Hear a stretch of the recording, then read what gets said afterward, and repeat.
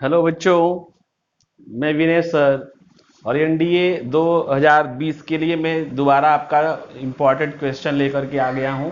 पहला वीडियो जरूर देख लेना बच्चों। और आपने पूरा फुल सिलेबस तैयार किया हो तो बड़ी अच्छी बात है, नहीं तो आप इसके अकॉर्डिंग आप रिवाइज करके जरूर जाइए, जैसे कल आपका जो पेपर हो एकदम बेहतरीन और मस्त आप करके आए। फ्लूइड मैकेनिक्स सर बच्चों मैंने उसमें बता दिया था। ओम ओम ओम ओम फ्लूइड मैकेनिक्स तो हमने बच्चों आपको पहले वीडियो में बता दिया है। क्या क्या आप पढ़ के जाएंगे, यहां पर शुरुआत करते हैं हीट एंड थर्मोडायनेमिक। ध्यान से समझना बच्चे, हीट एंड थर्मोडायनेमिक। उष्मा में आपको क्या क्या बेसिकली, वैसे तो सब इंपॉर्टेंट है बहुत कुछ, लेकिन इसमें मेनली आपको पढ़ के क्या जाना है, रिलेशन आप पढ़ लेना बच्चे। Relation between Celsius and Kelvin, मतलब unit of temperature, relation between unit of temperature, ये आप पढ़ के जाइए। जैसे C/5 is equal to F-32/9 के -273/5, ये रिलेशन आपको याद होना चाहिए बच्चों। अब इसमें डिफरेंट डिफरेंट सवाल आप जरूर पढ़ करके जाना। क्या क्या सवाल कैसे बनता है, कौन सा टेम्परेचर होता है जिसपे सेल्सियस फ़ारेनहाइट या -40 सबको याद है। फिर 573 76 के करीब आता है जिसमें फ़ारेनहाइट और केल्विन, ये बहुत ही महत्वपूर्ण है बच्चों, ध्यान देना। फ़ारेनहाइट और केल्विन 576 के करीब आता है, उस पे बराबर होते हैं। तो ये रिलेशन आप याद करेंगे। दूसरा बच्चों, जो मिनिमम, एक सवाल बहुत ही बार आता है, मिनिमम पॉसिबल टेम्परेचर, सबसे जो न्यूनतम संभव टेम्परेचर होता है वो 0 केल्विन होता है। और नेगेटिव बच्चों, नेगेटिव नेगेटिव माइन मतलब केल्विन नेगेटिव में पॉसिबल नहीं है, आप ऐसा समझ लीजिए। Kelvin temperature not in negative, जैसे आपको आएगा कि कौन सा टेम्परेचर नहीं हो सकता, नीचे माइनस में केल्विन वाला ऑप्शन दिया रहता है, तो केल्विन वाला ऑप्शन जो माइनस में दिया रहता है उसको आपको नहीं लेना है। तो आप इस पर बहुत ही अच्छे से तैयारी करके जाइए बच्चों। और एक एक्सपेंशन पे अल्फा को लेकर के तैयारी करके जाइएगा। अल्फा मतलब linear coefficient, superficial volume coefficient, रेखी प्रसार, क्षेत्रीय प्रसार और आयतन प्रसार। तो इसको जरूर पढ़ करके जाना बच्चों। तो alpha is equal to delta L upon होता है एल डेल्टा टी। कभी कभी कहता है कि अगर टेम्परेचर सेम चेंज होता है, लेंथ में सेम चेंज हो, तो आपको एक रिलेशन, ये बहुत ही जबरदस्त रिलेशन मिलता है, α1 L1 बराबर α2 L2 is the most important relation बच्चों। ये बहुत ही जबरदस्त रिलेशन है आपके लिए, बात आप समझ सकते हैं, बेहतरीन relation. α1 L1 is equal to α2 L2, ये कब आता है, जब डेल्टा एल और डेल्टा टी बराबर होते हैं। तो ये बात आप बिल्कुल याद करके जाना बच्चों। इसके बाद में हीट एंड थर्मोडायनेमिक में मैं बात करूंगा, और भी आपको बेसिकली पढ़ के क्या जाना है, ठीक है। हीट गिवन, ये आप बिल्कुल पढ़ करके जाना। जो heat given, principle of calorimetry, principle of calorimetry, ये जरूर पढ़ करके जाना। हीट गिवन आपको पता है M1C1 ये is equal to M2C2 T-T2, ये जरूर जरूर जरूर इस तरह के सवाल आ रहे हैं। हीट देना और हीट लेने वाले टेम्परेचर ऑफ मिक्सचर के सवाल जरूर पढ़ करके जाना बच्चों। इस पर अभ्यास भी करके जाना थोड़ा। अब पूरा पढ़ने से बेहतरीन है कि मैं आपको जो जो पढ़ना है उतना बता दे रहा हूं। इसके बाद आप क्या पढ़ के जाएंगे, इस पर सवाल पढ़ करके जाएंगे, आज पढ़ाने से आपको आएगा नहीं। हीट ट्रांसफर पढ़ के जाना बेटे, हीट ट्रांसफर, ये फार्मूला जरूर पढ़ करके जाना। क्या, Q is equal to KA θ1 - θ × T/L, ये हीट ट्रांसफर, इस पर सवाल जरूर आ सकता है। जैसे कोई बॉडी होती है, हीट ट्रांसफर का सवाल देता है, उसमें सीरीज में अगर आपको पता होगा कि जैसे दो कंडक्टर सीरीज में होते हैं तो दोनों में हीट करंट बराबर बहती है, उष्मा धारा समान होता है, H1 बराबर H2, जहां पे H1 का फार्मूला आप लगाते हो K1A1 मान लो यहाँ का टेम्परेचर थीटा है, ये थीटा 2 है, तो K1A1 थीटा 1 माइनस थीटा, मान लो इसका लेंथ L1 है, बराबर K2A2 theta minus theta 2 by इसका लेंथ L2 है। तो ये बच्चों हीट ट्रांसफर पर मैं बता दिया। उसके बाद के का यूनिट एंड डायमेंशन, के से रिलेटेड बात, बट के होता है कोफिशिएंट ऑफ थर्मल कंडक्टिविटी, और के केवल मटेरियल पे डिपेंड करता है, कम ज्यादा छोटा बड़ा करने से, रॉड को कम ज्यादा कर दिया, छोटा बड़ा कर दिया, तो के में कोई परिवर्तन नहीं आता। तो ये बात चल रही है बच्चों हीट से रिलेटेड। हीट में क्या क्या पढ़ के जाना है ये बात हम आपको समझा रहे हैं। फिर आपको हीट एंड थर्मोडायनेमिक्स में और क्या क्या पढ़ना है, एक बात आप पढ़ करके जाएंगे, प्रोसेस। प्रोसेस में खास तौर से साइक्लिक प्रोसेस, साइक्लिक प्रोसेस में क्या स्थिर रहता है, फिर आइसोथर्मल समतापी प्रक्रम, और एडिएबेटिक, समझ गए, एडिएबेटिक, ये आप जरूर पढ़ करके जाइए, इन प्रोसेस को पढ़ करके जाइए। इस पर न्यूमेरिकल नहीं, इसका बेसिक जानकारी, न्यूमेरिकल नहीं, बेसिक जानकारी। कभी कभी ये पूछता है, एक सवाल में आपको लेना चाहूंगा कि कौन सा प्रोसेस है जिसमें टेम्परेचर, प्रेशर और वॉल्यूम तीनों बदलता है, कौन सा प्रोसेस है जिसमें टेम्परेचर, प्रेशर और वॉल्यूम तीनों बदलता है, तो वो है एडिएबेटिक प्रोसेस बच्चे। एडिएबेटिक में तीनों बदलता है, टेम्परेचर, प्रेशर और वॉल्यूम। तो प्रोसेस आप पढ़ करके जाएंगे। थोड़ी सी जानकारी आप ले लीजिएगा हीट इंजन के बारे में, हीट इंजन, उष्मा इंजन के बारे में थोड़ा बहुत बढ़ करके रिवाइज करके जाइएगा हीट में। इसके अलावा मेरे तरफ से कुछ भी इंपॉर्टेंट नहीं है तो अभी बहुत सारी चीजें हीट में है, काइनेटिक थ्योरी ऑफ गैसेस, ये, बट मैंने आपको जितना बताया इतना आप जरूर पढ़ करके जाएं। फिर नेक्स्ट बच्चों हीट के बाद में आपको वेव लेता हूं, और वेव में कौन सा वेव बेटे, साउंड वेव।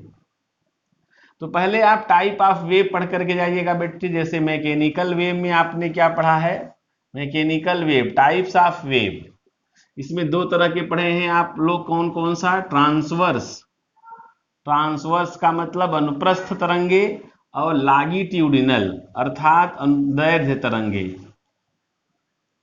Mechanical wave. फिर इनकी स्पीड पढ़ करके जाना, √T/m, ये ट्रांसवर्स की स्पीड होती है, चलो ट्रांसवर्स के बगल में लिख देते हैं, √T/m।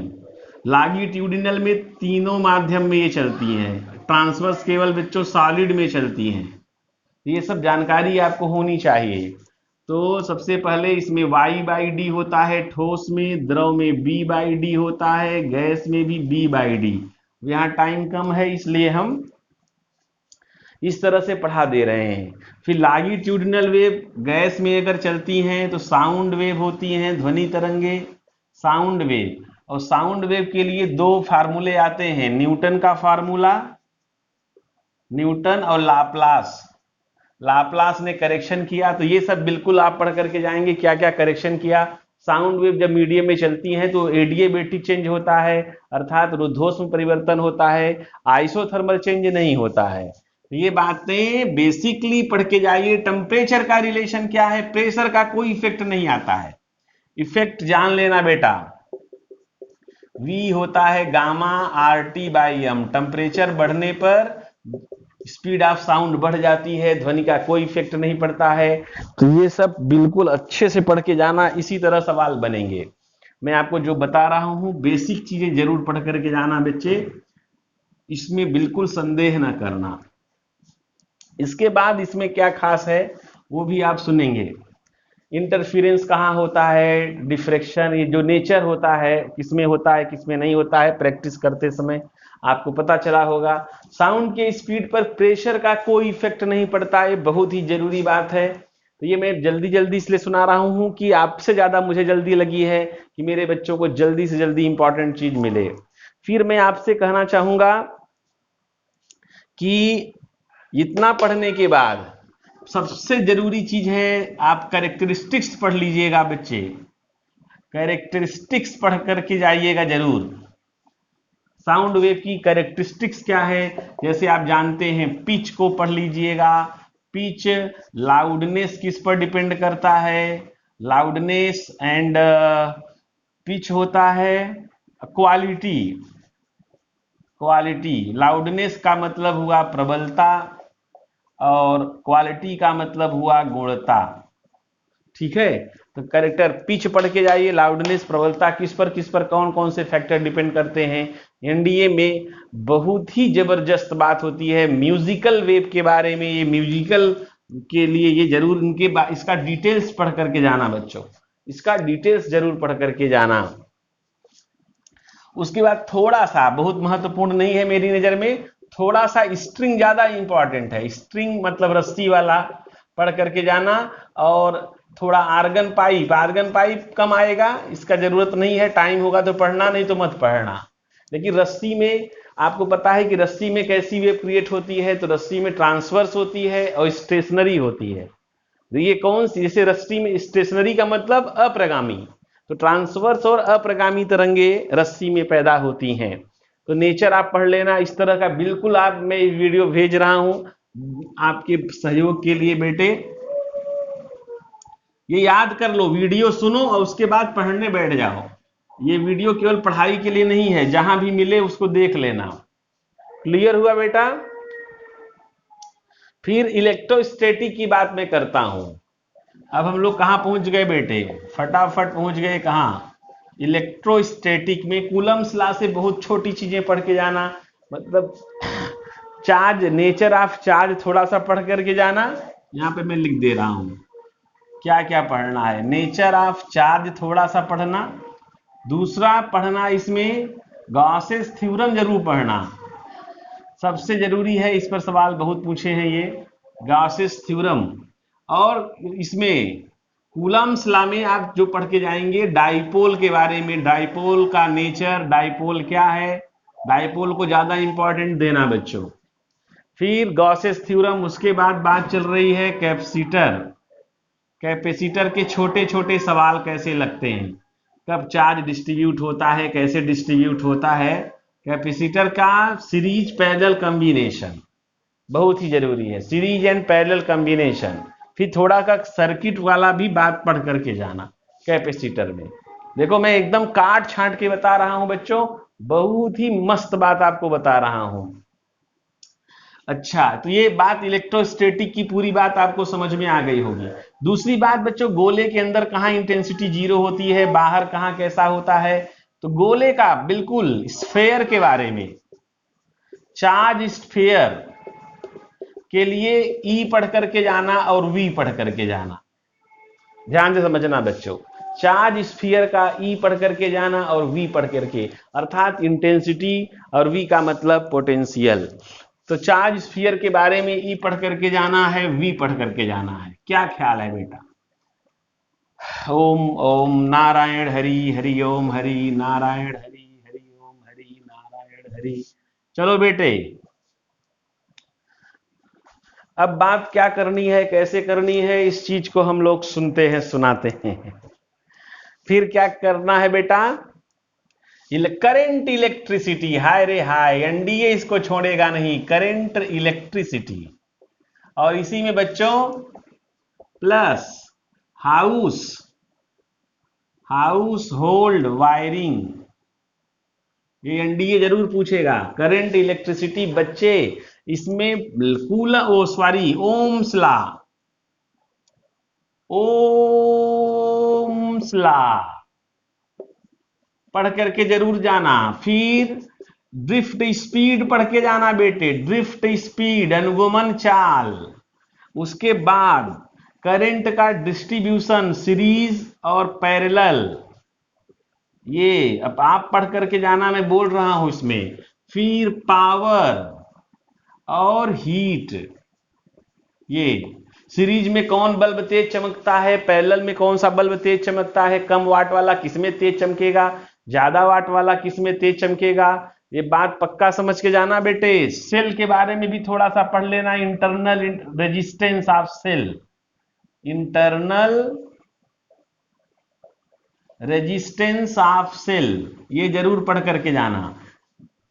बस थोड़ा सा किरचॉफ लॉ का बेसिक चीज, ये wheat stone bridge, Kirchhoff law में क्या पढ़ करके जाएंगे बच्चों, जैसे फर्स्ट लॉ किस पर है, क्या कंजर्व रहता है, सेकेंड लॉ में क्या रहता है, बहुत डीपली नहीं पढ़ना है। मैं आपको बता दिया कौन सा बल्ब तेज चमकेगा, कौन कम चमकेगा, कब कैसा क्या घटना घटेगी। Electricity and house hold wiring, ये 100% पूछेगा बेटे ये। तो आप पहला वीडियो दूसरा वीडियो मेरा देखिए तो पूरी फिजिक्स का मैप आपके सामने आ जाएगा कि एनडीए आपसे क्या क्या पूछ सकता है। और बात आप समझ रहे हैं तो करंट इलेक्ट्रिसिटी बेटे जरूर पढ़ करके जाना। उसके बाद मैं आपको बता दूं मैग्नेटिक का एक सवाल आएगा, अब उसमें थोड़ा टाइम दे दो, मैग्नेटिक का केवल एक सवाल आएगा, वो आप चाहे जो पढ़ लो, ठीक है। उसमें अर्थ मैग्नेटिज्म पढ़ लेना। और जैसे अर्थ मैग्नेटिज्म सोलेनॉइड यहां मैं बता दे रहा हूं, सोलेनॉइड में कहां पर कैसा क्या होता है, परिनलिका जिसको बोलते हैं। सोलेनॉइड कहां पर मैग्नेटिक फील्ड अंदर बराबर होता है, कहां जीरो होता है। सोलेनॉइड का मैग्नेटिक नेचर जरूर पढ़ करके जाना। सोलेनॉइड, फिर जैसे नमन कोण, नति कोण, angle of dip, angle of inclination earth के लिए, अर्थ का मैग्नेटिक फील्ड कहां कैसे होता है। उसके बाद बच्चे type of magnetic material, type of magnetic material पढ़ करके जाना है। आप तीन तरह के मैग्नेटिक मटेरियल होते हैं, पैरामैग्नेटिक, डायामैग्नेटिक, फेरोमैग्नेटिक, प्रतिचुंबकीय, अनुचुंबकीय, लौह चुंबकीय। तो कौन कैसा है उसको जरूर पढ़ करके जाना, उसका एग्जाम्पल जरूर पढ़ करके जाना बेटे। समझ गए बिटवा, क्या हाल चाल छे बोलो। एकदम मुफ्त में माल मिलता है ना तो हजम नहीं होता है। चलते चले बेटो, टाइप ऑफ मैग्नेटिक मटेरियल हमें पढ़ करके जाना है, type of magnetic material, clear. अच्छा तो मैग्नेट को समाप्त करते हैं। फिर इंडक्शन का एक सवाल, इलेक्ट्रो मैग्नेटिक इंडक्शन पढ़ना चाहे छोड़ देना, इसको जरूरत नहीं है। एसी बिल्कुल मत पढ़ना, एसी की जरूरत नहीं है। लोग कौन कौन काट तो दे रहे हैं, एसी की जरूरत नहीं है एकदम। एसी मतलब अल्टरनेटिंग करंट बबलुआ, और उसमें बताए थे रोटेशनल मैकेनिक्स की जरूरत नहीं है। बाकी और सिलेबस जो काट दिया हो नया सिलेबस आप उसको भी देख लेना। फिर इलेक्ट्रो ईएम वेव, चलो इलेक्ट्रोमैग्नेटिक वेव, एक सवाल 100% आएगा बेटा, ये जरूर पढ़ करके जाना।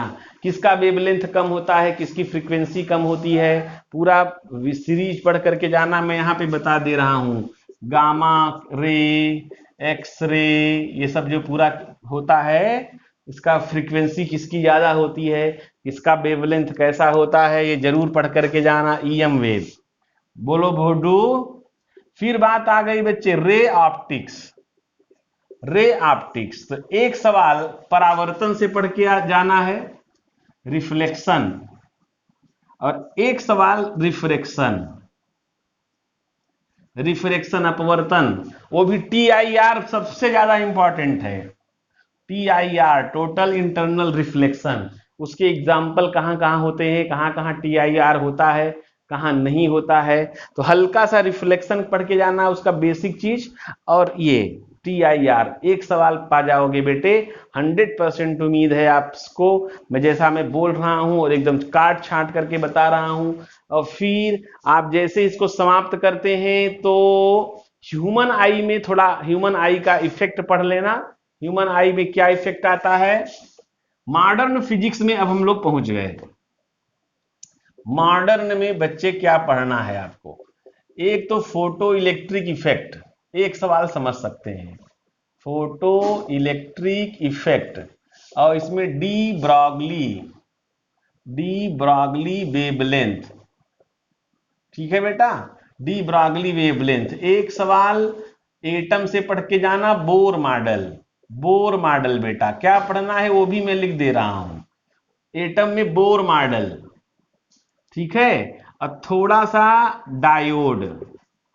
डायोड, बस डायोड का एप्लीकेशन, डायोड क्या है, अरे PN junction diode Bablu, PN junction diode, तो क्या क्या पढ़ना है बच्चों, थोड़ा थोड़ा पढ़ना है, मीठा मीठा पढ़ना है। और ये विनय सर का गिफ्ट टीचर्स डे में बच्चों के लिए गिफ्ट में भेज रहा हूं आपको, और आप सफल हो। और सभी बच्चों को, जो मेरे बच्चे हैं, स्टूडेंट हैं, नहीं भी हैं मेरे, पूरे भारत के बच्चों को सफलता की बधाई और मस्ती और आशीर्वाद। जय हिंद।